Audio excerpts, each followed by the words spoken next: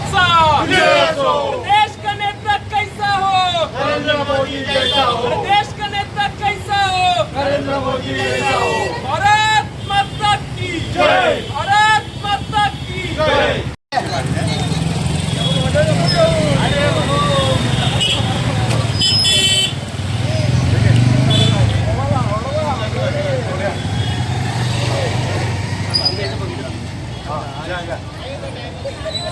पश्चिम बंगाल विधानसभा निवडणुकीत भारतीय जनता पार्टीने मिळवलेल्या दणदणीत विजयाने संपूर्ण देशात उत्साहाचे वातावरण निर्माण झाले असून त्याचीच गुंज कर्जत तालुक्यातही पाहायला मिळाली।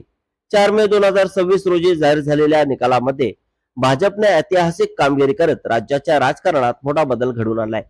या विजयाने तृणमूल काँग्रेस, टीएमसी आणि मुख्यमंत्री ममता बॅनर्जी यांना मोठा धक्का बसल्याची चर्चा राजकीय वर्तुळात रंगली आहे। भाजपने त्रिशतकी आकडा पार करत मिळवलेले हे यश कार्यकर्त्यांसाठी उत्साहवर्धक ठरलंय। निकाल जाहीर होताच राज्यभरात भाजप कार्यकर्त्यांनी जल्लोष साजरा करत फटाक्यांची आतिषबाजी केली, विजय रॅली काढल्या आणि घोषणांनी वातावरण दणाणून सोडले। दरम्यान रायगड जिल्ह्यातही या विजयाचा जल्लोष पाहायला मिळाला। कर्जत तालुक्यातील नेरळ येथे भाजप कार्यकर्त्यांनी श्री छत्रपती शिवाजी महाराज चौकात एकत्र येत फटाके फोडले आणि जल्लोष केलाय। श्री छत्रपती शिवाजी महाराज यांच्या पुतळ्याला पुष्पहार अर्पण करून कार्यकर्त्यांनी एकमेकांना पेढे भरवत आनंद व्यक्त केलाय। यावेळी घोषणांनी संपूर्ण परिसर दणाणून गेला होता। भाजपच्या या विजयामुळे कार्यकर्त्यांमध्ये नव चैतन्य निर्माण झाले असून आगामी राजकीय समीकरणांवर याचा मोठा परिणाम होणार असल्याची चर्चा रंगत आहे।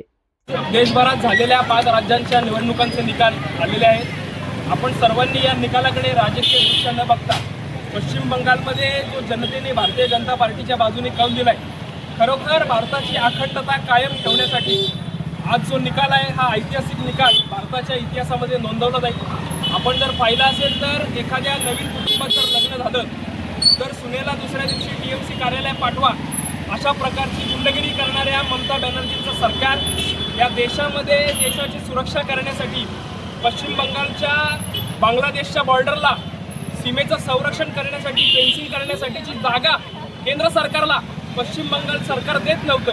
इतक्या नीच आणि विकृत मानसिकतेचं सरकार, ही दादागिरी पश्चिम बंगालच्या सामान्य मतदारांनी मोडून काढलेली आहे। हिंदुत्ववादी विचारधारेचं सरकार पश्चिम बंगालमध्ये आलेलं आहे आणि यामुळे भारताची अखंडता कायम ठेवण्यासाठी मोठ्या प्रमाणात मदत होणार आहे। मगाशी आमचे ज्येष्ठ कार्यकर्ते पेटकर काका सांगत होते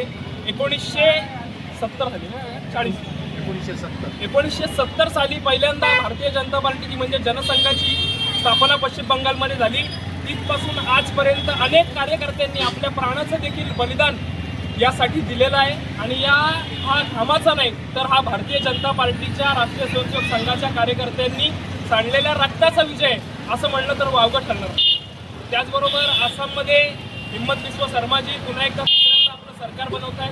पॉंडिचेरीमध्ये भारतीय जनता पार्टी सरकार बनवत आहे। तामिळनाडूमध्ये चांगला परफॉर्मन्स या ठिकाणी आलेला आहे। तरी देशभरातील सर्व कार्यकर्त्यांनी मी मनापासून अभिनंदन करतो आणि हा विजयाचा रथ खऱ्या अर्थाने ज्यांनी ओढला हे देशाचे प्रधान सेवक आदरणीय नरेंद्र मोदीजी आणि देशाचे गृहमंत्री अमित भाई शाह यांचे मनपूर्वक हार्दिक अभिनंदन करतो।